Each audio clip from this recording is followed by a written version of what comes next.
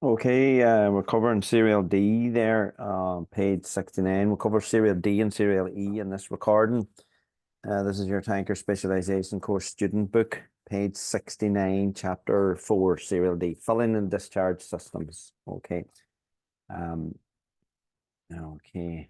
So next one there. So you have different types of systems there, and just some of the terms that we'll be referring to. Open systems there, tank are generally loaded through the man lid at the top.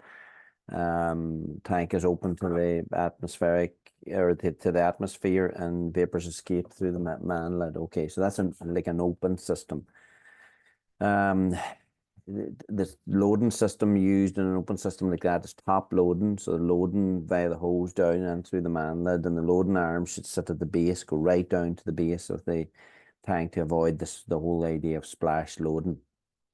And that's a wee bit of information. And splash loading is sort of frowned upon or prohibited with flammable liquids, because the load splash at the bottom of the tank can create static, and you don't want any sort of sources of ignition or whatever when you're dealing with flammable liquids. Can also generate vapors as well, where the liquid converts into vapors as well. And again, it's the vapors that burn, so you don't want the vapors mixing with air, and then maybe a spark being generated as well. So splash loading's a no for fuels. Closed system, then you have a number of different types of closed systems. No vapors escaping, completely closed, and the tank is sealed from the atmosphere. Again, if you have a system like that, you need some sort of a release of to avoid the release of the buildup of pressure. So a few examples given there on page 69, like your petrol tank that we discussed in the last chapter about the vapor recovery system. That's a closed system, so the vapors are not getting out into that. Sure, you might have bottom loading or loading into the tanks at the customer or at the out at your filling station, wherever, and you have a vapor recovery system taking the vapors back into the tanks. Obviously, a gas system, because it's pressurized, it needs to be closed to maintain that level of pressure, and that keeps the gas in liquid form. And then sort of for cryogenic gases, liquid oxygen, liquid nitrogen, again, you're trying to maintain that low temperature, so the system needs to be closed. Okay, but it's becoming more and more popular. Again, is the bottom loading system, where you're loading up through the APA, or is a sort of a valve that's used in petrol tankers. There, loading and unloading done through the same pipe at the bottom of the tank. It's to a lot of it's to do with this working at heights where you're getting up on top of the vehicle. So you're putting yourself at risk, and you need some sort of system. And if you're putting in the product in the bottom, you need some sort of system where the air or whatever's getting out, air or vapors in there, and that's where you would have a closed system. Or if it's open, then if it's an open system, you might have the man lid open, whatever. But like in terms of bottom loading, then the man lid's generally closed. Okay, so there's a few diagrams there on page 70 of your book. There's a system where we're offloading into tanks, and you can see there the red product line there. Okay, getting into the tank. Or that's a bottom loading system there, loading during loading of the tanker at the terminal. Sorry, that's a bottom loading system there, which is going from the tank. Okay, and being bottom loaded into the tank, and then you have your vapor recovery system, which is coming back, and the vapors are going back into the tank. So that's the tank at the terminal. Okay, that's the top of page 70. And here we have a system here where you have vapor recovery during unloading of the tanker into the service station storage tank. So again, your blues coming out of your tank down into this first tank at the filling station, and you'll have vapor recovery there as well. And you have some sort of relief valve there as well at that system there. And again, keeping it away from the forecourts. Okay, it's a closed system as well, where you don't want the vapors, but you need some sort of a relief or some sort of a safety device there as well. So you can see there as well, and then on that one in particular, look, for loading, in particular, you're going to be loading through the same system. the filling arm goes right down to the bottom of the tank, because you don't want to be splash loading. Okay, gravity method then is you're using obviously the concept of the gravity to where the load flows from the tank through the hose down into sort of lower level. It's usually gravity offload is using a lot of applications, not just in petrol. Then you have the pump where the load is mechanically pumped from one tank to another. Okay, all straightforward. Tank must be vented then to prevent if you have sort of if there is some sort of a suction or some sort of a vacuum generated, then you need to sort of depressurize that again or vent it to prevent sort of tank implosion. Generally, like diesel is pumped off there. Pressure pump, your pressure load is pushed out using your pressurizing the tank, so the air pushes the product out. Okay, tank must be tightly closed except with the discharge line again, obviously, because you don't want the pressure getting out the other outlet, so you want the product being pushed out the line. Again, the tank should be depressurized. So in a pumps or in a pressure pump system, again, you're pressurizing the tank, so it needs to be discharged. Then, you don't want it driving around with a pressurized tank. Okay, used with a lot with the powders and granules to sort of blow them off, like pharmaceutical industry. Discharging, that's given there on page 70. A few examples given there as well. Okay, of the pump and pressure pump systems. The discharge, petrol, and there was a Schedule 4 form. Okay, it's no longer a legal requirement, but it was a good practice actually to use. And there's an example of a Schedule 4 form over there on page 73. And it was used in the filling station so that the person who about an issue that come up from time to time again at filling stations where they were putting the product into the wrong tank when they arrived at the filling station, or they would put it into a tank that didn't have the sufficient capacity. So basically, it's getting the filling station manager, whatever, to sign off to say that, right, we want it in tank 1, tank 2, tank 3, or whatever. So that there's enough capacity there and it's the right product, and there's requirements then around the driver. They need to be there, turn off the vehicle engine, battery master switch, connect the hose to the tank. So there's a process then you need to go through in a certain sequence. Okay, opening the correct valves in the right sequence, the foot valve first, then the outlet valve if you're offloading, and if you're offloading, close the foot valve first, and then the outlet valve to allow the product that's in the hose to be released. And you do that, as is said in the slide, the sequence avoids trapping the product between the valves. Okay, and that's common sense stuff there. But check the product going into the proper tank. Again, the crossover and mixing of the product. Vapor recovery system. Man lid must be closed in the vapor recovery, so you don't want anything escaping through the man lids, and the vapor recovery attached before the loading can commence. A lot of these now their systems built in where you can't offload unless these things are connected. There's safety precautions in place. Drivers must supervise the discharge at all times. Okay, it was introduced actually in 1979, so it's a number of years ago. So what is it, over 40 years ago now at this stage. Updated regulations 2019. Okay, some retail outlets, some filling stations use them, some don't. Okay, tipping, obviously there's tipping can be used there. Waste, powders, granules, anything like that. A lot of it uses a tipping mechanism to try and for offload. There's obviously dangers with that, as so using things like stabilizing legs. Don't do it at high ones. Extra safety precautions, something that you would get extra training on as well with your employer. So just be careful. Sticking loads, then people going into the back of vehicles. There's more accidents and fatalities due to people going in and trying to investigate sticking loads, particularly when they're up. So you shouldn't be going in under a raised tank or anything like that.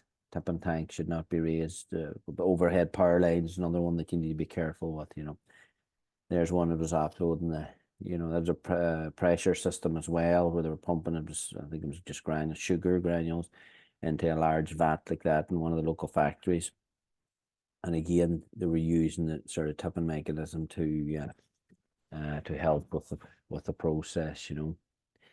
Okay, prime mover engines to drive through a power of PTOs, pump or compressor, and the control, you know, used for discharge of substances, either using sort of pressure, like a compressor, or by pump method. Okay, PTOs be very dangerous when operating, so just be careful with them. Okay, engine should not, or should be run at a tick over speed. Okay, don't overexert the pump. That's what the engine's been used to drive the pump. Decompression is the decompress if there's pressure build up in the tank to release the pressure again, to decompress. Okay, empty tank is indicated by change the noise, the tone. Yeah, okay.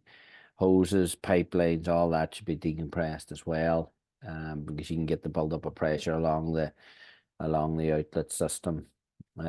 Pressure is released through blowout. You'll maybe have valves or pressure release valves on the tank that can be used. Dangerous to just go up and try and remove the man lid, again, because there's pressure like that there. Once you release the bolts, then the man lid can flip back and hit you in the face, you know, or depending on the pressure, you know, if you look, you know, a tire pressure 6 bar, you know, car tire 2 bar, like even in that, you know, you get a good bit of pressure, you can get a good bit of pressure, you know, and it could flip back, you know, it's a metal item as well, so it could hit you and do a lot of damage. Hose connections and so on. Okay, driver look inside. Implosion of tank and is the due to the generation of a vacuum inside. If you offload the product and not enough air gets into the tank, it can implode. Tank implosions called. Okay, so you need some sort of venting system there as well to allow the intake of air. Okay, there's over on page 74 of your book. So you need you know, the air coming in to fill the space being left by the product. Okay. Discharge of using pumps need to be primed. Okay, sometimes that's to allow the you know, the liquid basically to run through the various different parts within the pump. Okay, they can be automatically, or sometimes you might have to depending on the application, depending on the pump, it may have to be done manually, you know. Left open to allow air, man lid's left open to allow, that's if you're pumping. So as we say, some pumps need to be manually primed, others can prime themselves automatically. Different bits and pieces of connections there on page 70 up in 74, your snap locks and your cam locks, and look, it's all about creating that, because you're dealing with hazardous, maybe creating that sort of airtight connection. You know, dry disconnect coupling, siphons, you know, your different systems that are used. Again, you know, if you get employed by employer, you need to come you know, come up to speed on your on the system that you're using there, you know. And again, there's information on that on page 70, top of page 74. Okay, and there's the sequence again there, what we're talking about, page 75, when you're opening the valves. Open the valve in the customer tank, open the foot valve, and then open your outlet valve or your safety valve then. Okay, close the foot valve in the tank first. You're working on the tank first, then the safety valve or the outlet valve, then the tank, allow whatever in the product line then to flow and then close the customer tank and that way then you're not traveling then with a hose full of product then, you know. Okay, and that's straightforward enough. Okay. There's your different hoses and pumps and different types of couplings and that sort of thing. Top discharge then, look, just be careful. Top discharge, against the whole thing, working at heights, liquid is drawn out by a pump or pushed out through pressure through a siphon pipe. place of liquid, or, again, dealing with highly dangerous substance. All connections need to be airtight, straightforward enough. Again, watching for implosion. It needs to be properly vented. Okay, no loading or unloading when source of ignitions or electrical storms present. That's all straightforward enough, and specialized training for working at heights. As we can see there on page 76 and 77, we mentioned that in the initial basic core, the basic course. You need special training now for working at heights, and there is a code of practice there, and there's regulations around working at heights there brought out. There's a HSA. There's good information on the HSA's website, the Health and Safety Authority, hsa.ie. You'll go on, and if you search for working at heights on there, you'll get good, so you need some sort of a fall protections, like a harness or an inertia reel or guard rails or whatever up, for the top loading.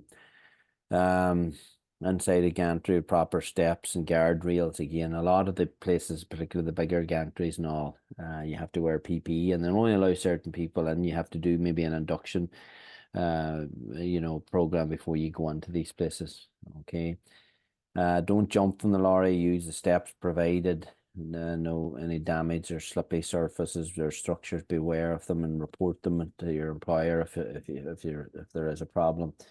Suitable footwear, no steel coat, cap boots, and so on, because they're in danger of creating sparks or anything like that. Do not face forward when going up, and you'd be surprised. Many people, when you're going down steps and that sort of thing, turn backwards, use the two handrails and so on. Okay, issues around page 78. Again, working with LPG gas. Again, it's a closed system. Cannot be open. Pump is the normal system of discharge. You have an excess flow. Usually you have an excess flow valve to control the flow of it. And you have ullage is an important thing there, to leaving the right amount of ullage, and to prevent implosion. Must not be offloaded. Again, sources of ignition, electrical storm, don't be offloading with that. Vehicle switched off and earth lead connected, again to dissipate any static electricity or any charge that builds up. Driver should be supervising at all time. Cryogenic, again, very cold temperature. Okay, closed system again, as we've seen, to maintain that temperature. More detailed training required. Yeah, as with all the specific training, you get specific training then when now that could be on the job, going out along with another driver, and they train you up on it, or it could be, they might have specialized training courses. Be alert of the extremely low temperatures of the gases. Unloading area will be ventilated as escape of gas, such as nitrogen, can suffocate. Again, you're dealing with something like nitrogen there, and asphyxiant gas, again, needs to be well ventilated, because you get caught in an area there where you could be you could suffocate it, whatever. Proper gloves, proper good thermal gloves, again, when loading and unloading it. And again, liquid oxygen spilling, freshly laid tar. Again, the heat of the tar, you have the tar, then is the fuel, and then you can get, if you're getting a high level of oxygen there as well, yeah, that completes the fire triangle. So you possibly getting fire. Waste, we look at waste in the initial basic course. You get all sorts of waste. Then you have a couple of diagrams of waste tankers there on page 79. Again, depending on what you're transporting it on, you just need to be careful with it. Could present a number of different hazards. And there's different types of systems used. Gravity, even, stuff can be pumped off, whatever. Some dangerous waste tanks have hinge doors at the back, as we see there on page 79, to help with the discharge, and maybe tipping as well, Okay, that completes that section. Just a short section there on behavior of the vehicle on the road and serial E, and there's a couple of videos actually in the Moodle that you can watch as well. We would have shown them in the course, so if you haven't seen them, go and watch them on Moodle. So yeah, look, the main thing about when you're driving tankers is the movement of the liquid. So as well as the movement of the vehicle and the dynamics of the vehicle, you also have the product where you can get because it's a lot of times liquid products that are being carried, so you can get movement of the liquid. So that movement of the substance within the tank is called surge. Okay. And it happens at any time you have any movement of the vehicle, braking, accelerating, cornering, starting, stopping, that sort of thing, you know. So the driver should try and anticipate. You could, you know, the experienced driver will be used to these and know these. So you have to try to be thinking well ahead of coming into things like roundabouts and junctions and that sort of thing, you know, as well. You know, take your time on them. Even at a roundabout, like an overturn as possible, as low as 25 kilometers an hour, because at a roundabout you get the pendulum effect. Because when you come into a roundabout, if you're taking a right turn at a roundabout, third exit, we'll say off the roundabout, you're coming in, you're turning left, then you're turning right, and then you're turning left again to come off, so you get the pendulum effect. Okay, so the product can move there as well. If you take that too fast, it can be dangerous. Okay, so things like, although a lot of vehicles now are automatic, but like you know, it's important, like your clutch control, moving away slowly in the right gear, accelerate gradually and gain speed. You know, don't be foot to the board. Gear changes smooth, not jerky. Take your time. A lot of the larger vehicles are automatic, but like you said, there's still lads driving like a lot of delivery lorries and that sort of thing that are manual. Okay, braking technique again. Read the road like it's like a advanced driving, reading, anticipate hazards early, corners, avoid sort of hard or heavy braking. Gently squeezed and not punched, you know. So again, nothing aggressive. What you're trying to do is drive the vehicle friendly. ABS, anti-lock braking systems shouldn't be pumped. Okay, you hold them when you're so you'll get, sometimes you'll get that shuttering effect on the pedal where the ABS is kicking in. But the function of ABS is it very, very quickly at a very fast speed. It'll brake on, brake off, brake on, brake off. So it allows you to steer the vehicle when you're braking. Okay, that's what an ABS system is. Don't mix that up with EBS, the electronic braking systems, which is a different system completely. Okay, we talked of the dangers around roads and roundabouts again. Camber on the road, again, the roads are sort of sloped slightly so that no water gathers in the centre of the road. So that's the design of the road. But, you know, over time, sometimes that can get more pronounced. And if you're driving a heavy vehicle, you need to watch the camber on the road so it can shift the load over to one side, and particularly in narrow rural roads and that sort of thing, sometimes you need to hold the middle of the road, you know, particularly when you're meeting other vehicles. You know, if you go in too close to the side of the road, it can, you know, you could end up in the hedge very easily.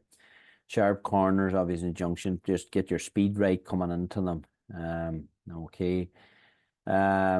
We looked earlier at compartments or pot steel compartments, steel partitions dividing up tanks into smaller compartments. They reduce the slope when lorries pull away. The whole design in them is that so you don't have one big tank, and allows you to carry multiple products, but also it prevents the movement of it. Okay, we looked at the minimum filling ratio there. Okay, the minimum filling ratio that we looked at, this is over here on page 81, the middle of page 81, for 7,500 litres. Okay, say they're fill it up to 80%, or when you're offloading below 20%, you don't want it half full. Okay, now that's for compartments, the 7,500 litres or more. You know, generally they're smaller than that, particularly on the fuel tankers, you know. Baffles and surge plates, okay, we mentioned them earlier. Surge plates really prevent the movement of the liquid forward and backwards, and the baffles is the side to side slush. So they're usually running longitudinally, and they're prevent the movement for the liquid from side to side. That's the baffles. Surge plates prevent it. The holes in the plates allows the product through, but it doesn't allow it to move as much, you know. Okay, so it's the driver's responsibility. That's on page 81 there, to anticipate the hazards and other driver action. Don't take risks. Smooth driving. You know, keep your driving smooth. Okay, jackknifing and rollovers is obviously the stuff that you want to avoid. So we experiment they did there. Look, if you see the stabilizing, and they did one out to sort of an airport, and they did a figure 8 with an articulated truck, and they have the stabilizing wheels on so it doesn't go over. But like the lorry lifted it, I think, around 25 kilometers an hour. Now there is a good tanker rollover video. It's a wee bit longer than 11 minutes, but you can get it on the Moodle. Okay. And that finishes, that said, brings you up to page 81. Page 82, there's a glossary of terms there that you need to be familiar with. A lot of terms, because when we're dealing with hazardous material, dealing with chemicals, there's terms that maybe you mightn't use as normal in everyday use. So go through those different terms there on page 82. Things, first column there, I'll just go through some of them there. Acute, we looked at short term. Ambient temperature and ambient surrounding. Anhydrous does not contain water. Aqueous contains water, or aqueous, whatever way you know. Asphyxiant, suffocate you. Caustic, chronic, long term. You can highlight these if you're looking at it in the book. Cryogen, extremely cold. Okay, exothermic gives off a chemical, it gives off heat in the chemical reaction. Okay, go to the third column over. Miscible, we looked at miscible. There's MAWP. Okay, on down. Nominally and notionally empty. Them terms, be familiar with those, so that they're empty of the product, but they still have vapors or gases in there. NOS, we looked at in the initial basic course, not otherwise specified. Okay, perceptible or pungent odor, recognizable or smell. Okay, on down. PSN, proper shipping name, purged, steamed or degassed. Okay, specific gravity of a substance. Okay, the weight of the substance compared to water. Spontaneously combustible, burst into flames. Something that's flammable, easy burning, flammable there. Flash point below, change the 61 to 60 degrees. That definition changed a number of years ago. So change that on page 83. If your book flash point below 61 degrees, it says in the book it should be 60 degrees. Gross weight, hermetically sealed, okay, is airtight. Mark that. HIN, the hazard identification number. We looked at that earlier in the tanker course. Highly flammable on down. Immiscible, does not mix, okay, does not mix with water. Inert gas, okay, non-reactive. Inflammable at the bottom there. This is on page 83. Means the same as flammable. Just be careful with that. A lot of people get caught out with that. Static electricity on down. Systemic means it affects the whole body. Ullage we looked at. Something's very viscous, resists flowing easily, like a thick liquid, like an oil or treacle or some sort of a viscous. The viscosity of oil we talk about, you know, the how thick it is. Volatile, evaporates easy. And remember the X, Y, and a Z in your package, packaging, UN packaging code there gives you an indication of what type of substance can be carried in that package. And X means you can pack it with 1, 2, or 3. Y means packing with 2 or 3, and Z means packing with 3. There's your, on page 84, there's your fire extinguishers. You need to know that table there in terms of, you know, what vehicle requires what extinguishers. And then we covered earlier the hazard identification number. There's the ones with special meaning there on page 85, so be familiar with those. So that completes that chapter and completes that tanker book. Okay.